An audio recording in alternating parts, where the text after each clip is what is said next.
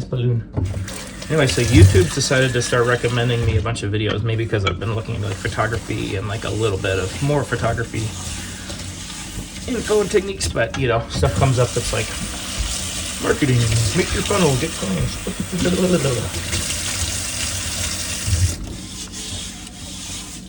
And it's decided that I also actually want to be a YouTuber. So we got like just yesterday, we got like 5 different videos recommended on the feed, which I'm not complaining about, that are, you should start YouTube now. Yes, you. Just do it. Hey, why you should do YouTube? Hey, just create, you know. It's very inspiring. I appreciate those people. By the way, I'm stealing this format wholesale from Noah Time. So thanks, my brother. Appreciate it. Oh, you have boogers? There should be a wipe on the table. The dining room table. Sounds like my daughter's up already. Yeah, that was fast. No, she goes down for like 90 minutes, 2 hours in the morning. Well, she got up early today, but just only got about 45 minutes this time. What's that?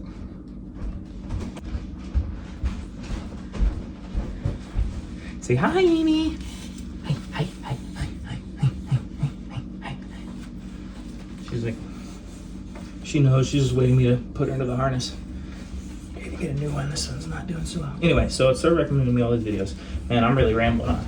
Not keeping it short and concise little, but no one's gonna watch this anyway. Once again, I'm gonna stop saying that. I hate when people are like overly self-deprecating.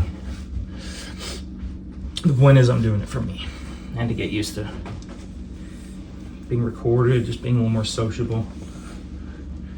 I quit my last job, so I haven't been getting my social fill for the last like week or so.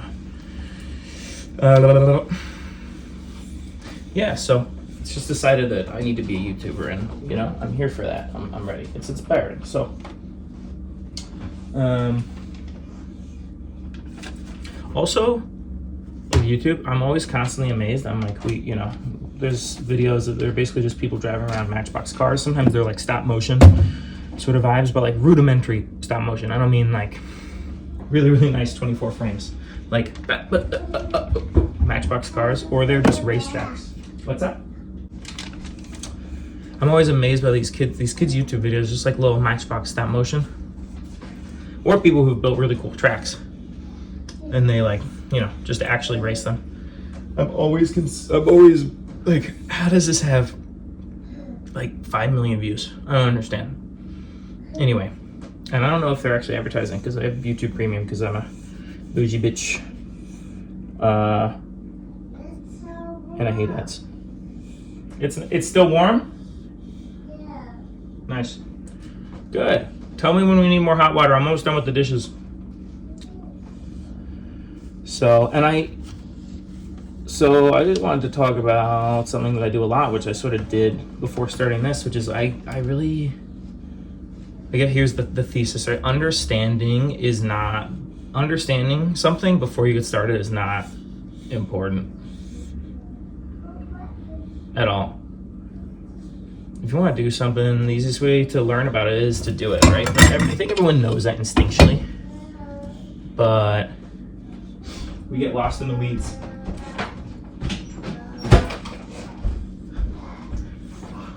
And starting stuff is harder, especially like doing things is harder than just watching videos or reading a book about it, especially starting when you haven't started. And sometimes you just like, you know, you just want to learn everything you can. It's so exciting. Like, what a world. Just dive into this world. But the problem is, doing is the fastest way to learn and improving, I should say. And getting all the little nuances that I think separate like mediocre from good from great is all the nuances of whatever thing it is.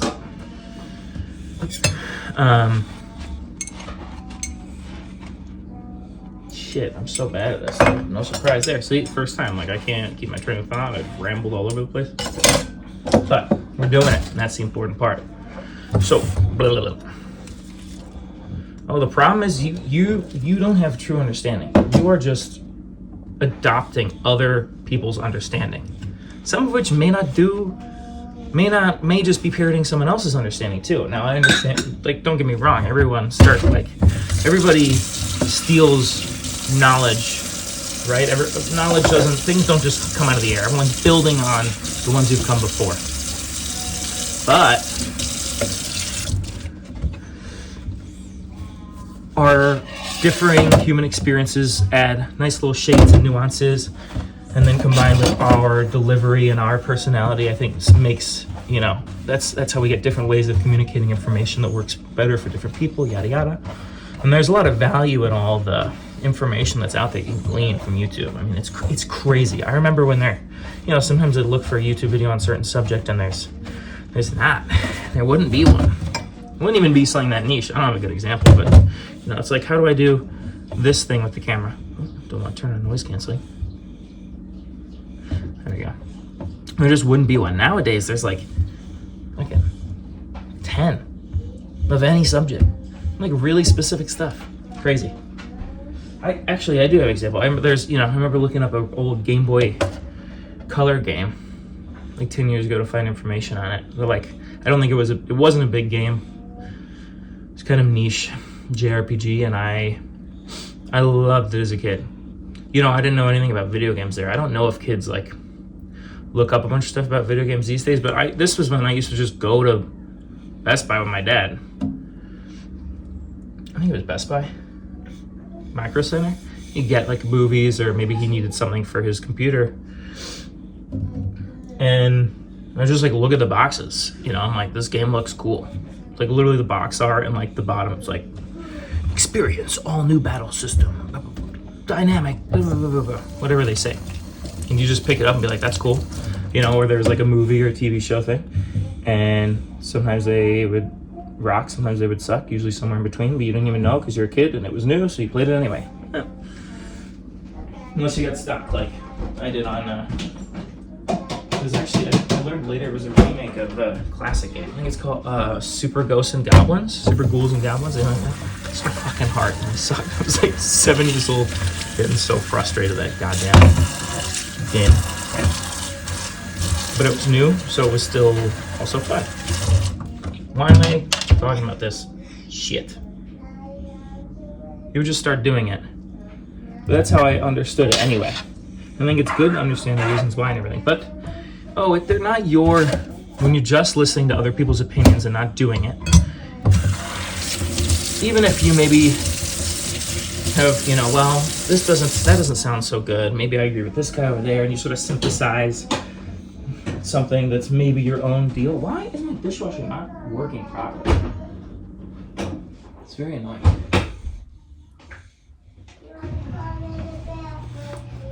I will in 1 second, okay? I'm almost done with the dishes. I just gotta rinse them.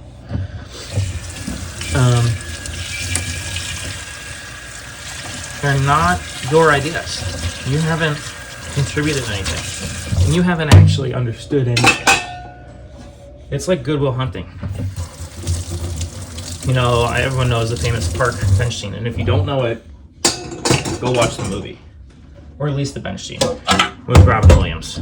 Scene hits even harder now that he's gone, but I encourage you to watch the whole movie. I'm sure most of you are the type of person that would actually end up somehow seeing this. Maybe you already have.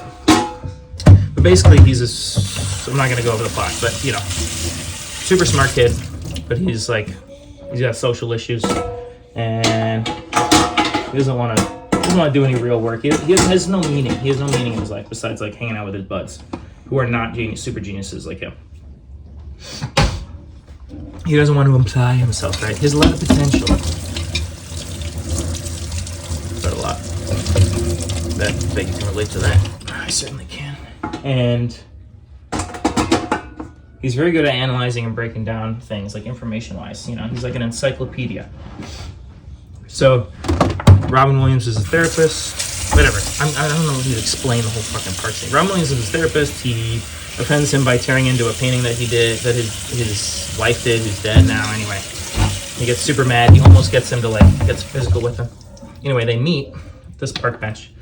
Because Robin Williams tells him to go here for the sections in his office, and he goes, you know, I'm sure you could tell me all this, you know, you can tell me so many things about so many different subjects, but who gives a shit? And it's boring.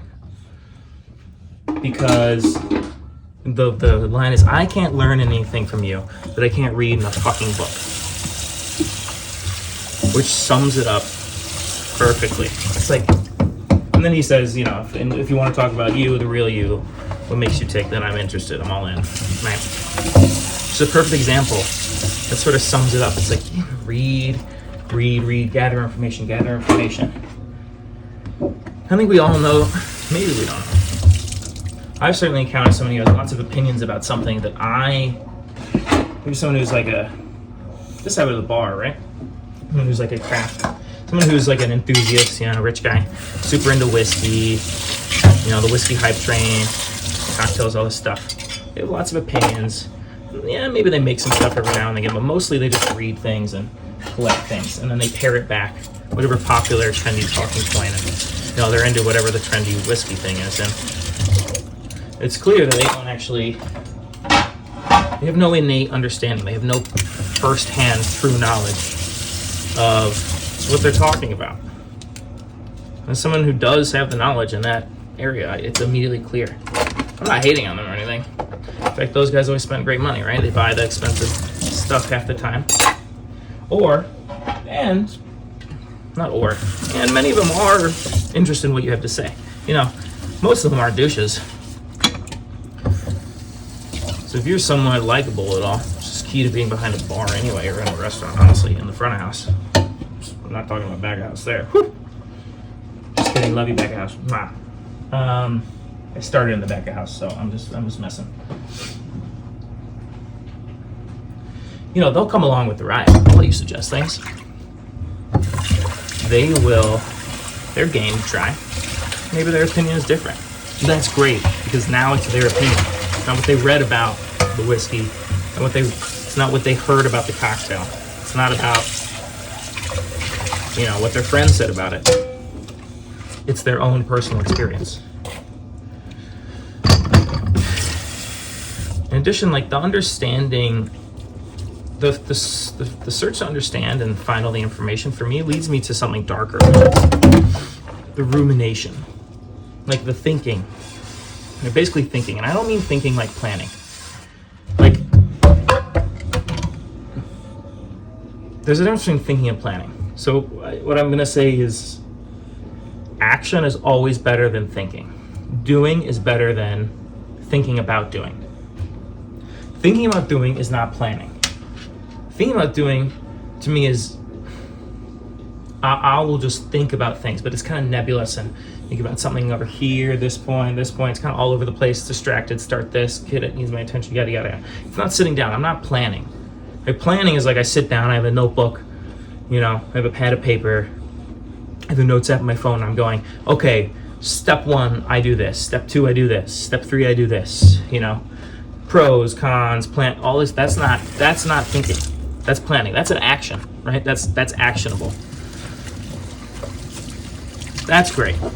But the just thinking, which, yeah, I think the clinical term that they'll use for like depression, you know, or mental, you know, when they're talking about like this in the context of mental illnesses or unhealthy thought patterns, is ruminating. You're just going over and over and over. This doesn't do anything. You don't feel better. Some anxiety, like, I don't know, a lot of people do. And why can't I see? This is why it's good to just practice and do this. What the fuck? Come on. Or a lot of anxiety, ruminating. Oh yeah. It's like when you worry, you suffer twice, right? You suffer before the worry, like doing the worrying is suffering, right? Worrying about something is suffering. It's not a positive state of mind. Worrying is not anticipating issues and coming up with a plan. That's not what worrying is. That's, you know, worrying is just going, oh my god, what if this could happen? That would be so scary. That would suck. And this could happen. That would suck. Oh, this is probably gonna happen. Oh, I can't do it. All that is now you're having a negative experience before whatever event, task, thing happens. And you have the experience of worrying during the task thing. But ironically, half the time, you get started and it's not as bad as you thought. Or it is as bad, but who cares? It's done, right? It's done. The worrying before doesn't help you accomplish anything. All you're doing is prolonging your suffering. And that sums it up. That's a really great way, you know? No, I think it's great to learn the history and reasons why certain things are the way they are and the concept behind and where ideas develop. That's great. But you got to take that and synthesize that. And you also, that needs to be in conjunction with doing, right? Because you can't be doing all the time.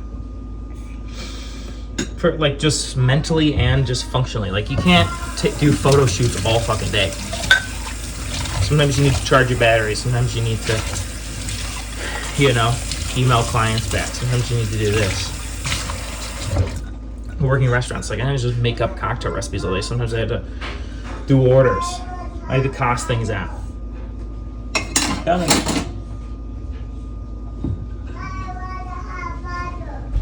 me. Ooh, you do? Sorry, buddy. Thank you for being here. I'm sorry, I didn't realize it was being cold to start. That would be good. That should be good for you. But anyway, just thoughts. Maybe we'll try to edit this. Or we'll put it up anyway, because, I mean, no one's going to watch it whether it's 10 minutes or 25. Anyway, shout out to Noah Time. I don't have a like big camera setup. I don't know how he does. He like, I'm sure he's got like a GoPro or something. He like puts it up in a corner, right? Like see much better wide angle. It's like bunk ass situation. I forgot that pan had a lot of oil in it. Well, all right. Hopefully the drains don't get clogged. Too late for that one. I saved most of it, but definitely gave a nice splash. Shout out to Noah Time for having a great video concept, and I'm just stealing wholesale. It's not like I'm gonna make any money with those anyway. And like I said, I can think about what I'm gonna do, and I have been. I've been doing this for like fucking since I started watching the videos, and I'm like, ooh, yeah, I could just do that. I got free time right now. Maybe it'll make me less socially isolated. It's good to talk out loud to someone that's not a child. No disrespect, baby girl. I love you, but like conversation skills, I'm still working on it. Oh, you don't like that? Okay. So, yeah, I don't know. Anyway, it's been real. My name's Pat. Much love. If you actually watch this, that's crazy. Leave me a comment. I don't know. Talk to me about something. Please.